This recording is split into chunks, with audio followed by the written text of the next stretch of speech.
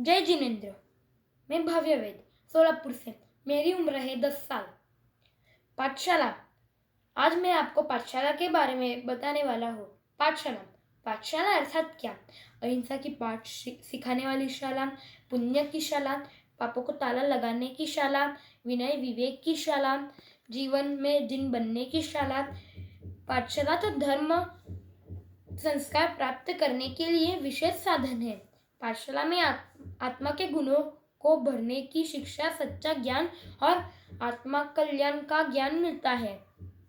School में हजारों रुपए का डोनेशन देकर माता पिता अपने बच्चों को उच्च शिक्षा प्राप्त करने के लिए भेजते हैं, किंतु पाठशाला में तो किसी भी प्रकार का डोनेशन या फीस नहीं ली जाती।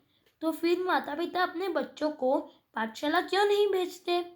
स्कूल में सच्चा ज्ञान प्राप्त नहीं हो सकता, जिसके माध्यम से पाप पुण्य का फर्क हो, परलोक की चिंता हो, वैराग्य भाव पैदा हो, वही सच्चा ज्ञान कहलाता है। इसके विपरीत जो ज्ञान है वह मिथ्या ज्ञान है। परमं ज्ञानं तयोदया, अर्थात प्रथम ज्ञान होना आवश्यक है, फिर दया का पालन हो सकता है। जाने बिना दया का पालन कैसे संभव है? इसलिए बड़े होने के बाद भी हमें पाठशाला अवश्य जाना चाहिए।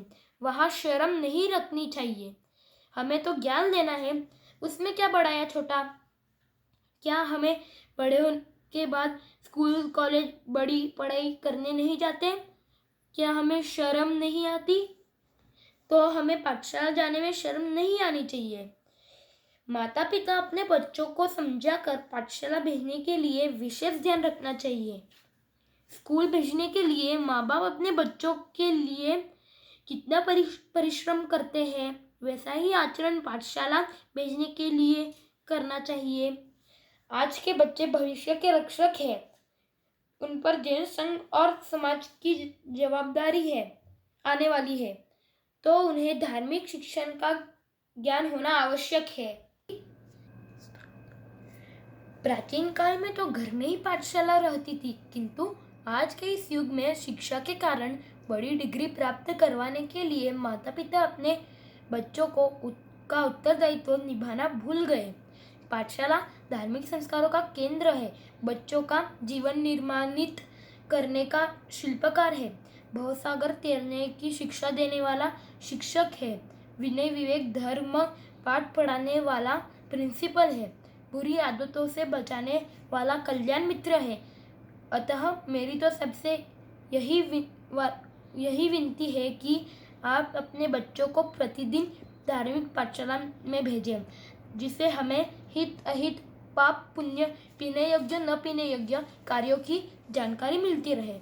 मैं आपको पाठशाला जाते समय क्या करना चाहिए वह बताऊंगा। पाठशाला में प्रवेश करने पर गुरुजी के चरण स्पर्श करें। पाठशाला में कुछ भी न खाए पिए। गुरुजी का अपमान नहीं करना चाहिए। किसी के साथ लड़ाई झगड़ा नहीं करना चाहिए। सभी के साथ मैत्री भाव रखना चाहिए। बच्चों को पाठशाला में पढ़ने से के पहले 24 तीर्थंकर भगवान की स्तुति करनी चाहिए और विद्या की देवी सरस्वती की प्रार्थना करनी चाहिए। जय जिनेंद्र।